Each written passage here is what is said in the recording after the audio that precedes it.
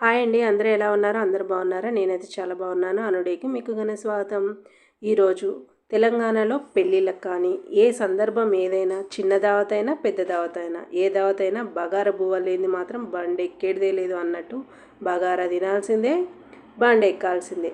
అట్లయితే మరి అది ఏ విధంగా తయారు చేసుకోవాలో చూద్దామా. కొంచెం నూనె అనేది వేసుకోండి. షాజీరా అనేది చాలా ఇంపార్టెంట్. షాజీరా లేకపోతే మాత్రం మీరు బగారా బువ్వ అనేది అస్సలు వండకండి.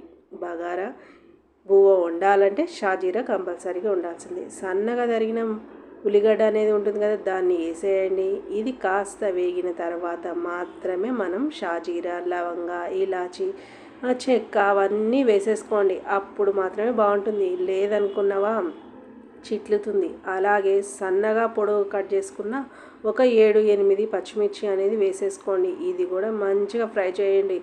ఫ్రై చేస్తే సూపర్గా ఉంటుంది. ఈ బగారా బువ్వ కిందకి ఏ బువ్వ పనికిరాదు. అలాగే ఒక హాఫ్ చెంచా అల్లం వెల్లుల్లి అనేది వేసేసుకోండి. చక్కగా వేయించుకోండి. ఇది బాగా వేగితేనే పచ్చిదనం వాసన అనేది పోతుంది. ఒక్కొక్క ప్రాంతాన్ని బట్టి ఒక్కొక్క విధంగా తయారు చేస్తారు కదా. ఇది మా తెలంగాణలో ఫేమస్ అయిన బగారా రైస్. అలాగే కొంచెము ఆకు ఉంటుంది కదా, అదేనండి బిర్యానీ ఆకు వేసేసుకోండి. చక్కగా వేయించుకోండి. ఈ విధంగా మంచిగా వేగాలి. వేగలేదో బగారా బువ్వ టేస్ట్ అనేది పసంద్ అవుతుంది మళ్ళా. ఇదిగో చూడండి, ఈ విధంగా వేగిన తర్వాత చక్కగా వేగాలి. అడుగు మాడిందో బగారా బువ్వ అనేది ఖరాబ్ అవుతుంది. మళ్ళా కొంచెం కొత్తిమీర, అలాగే కొంచెం కరివేపాకు వేసేసుకోండి. 1-1.5 గ్లాసుల నీళ్ళు అనేది పోసేసుకోండి. కొంచెం దొడ్డుప్పు వేయండి, సన్నుప్పు మాత్రం వేయకండి. టేస్ట్ అనేది మారిపోతుంది. కొంచెం గరం మసాలా, కొంచెం పొంగు వస్తుంది కదా, అప్పుడు గరం మసాలానే వేసుకోండి. గరం మసాలా మాత్రం చాలా ఇంపార్టెంట్ మళ్ళీ ఈ బగారా బువ్వకి.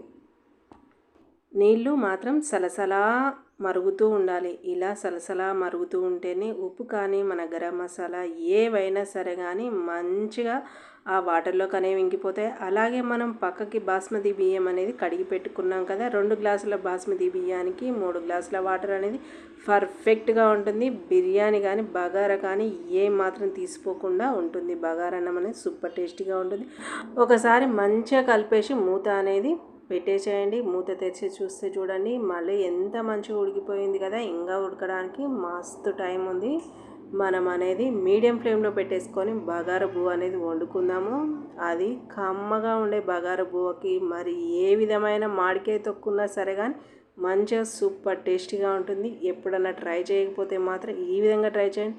ఇదిగో చూడండి, మన బగారా బువ్వ చూడండి పైకి ఎట్లా లేచిందో. ఇంకా తినేసేయ అని అంటుంది. ఇంకా జరసేపు తాగు అని నేను చెప్తున్నా, అయినా వింటుందా? అస్సలు వింటలేదు. ఇదిగో చూడండి, మంచిగా అయింది కదా, కమ్మగా ఉంటుంది బగారా బువ్వ అనేది. ఒక్కసారి ట్రై చేయండి. ఇదిగో చూడండి, పొల్లుగా ఉంది కదా బగారా బువ్వ అనేది. మా బుడ్డోడైతే వెయిటింగ్ చేస్తుండే ఎప్పుడెప్పుడు పెడతానా అని. నచ్చితే మాత్రం లైక్ చేయండి, షేర్ చేయండి, సబ్స్క్రైబ్ చేసుకోండి. పక్కనే బెల్ అనేది ఉంటుంది, గంట కొట్టేసేయండి. నేను ఏ విధమైన వీడియో పోస్ట్ చేసినా నోటిఫికేషన్ ద్వారా అందుతుంది. Have a nice day. Bye bye. మంచిగా ఉండండి మళ్ళా. బాయ్.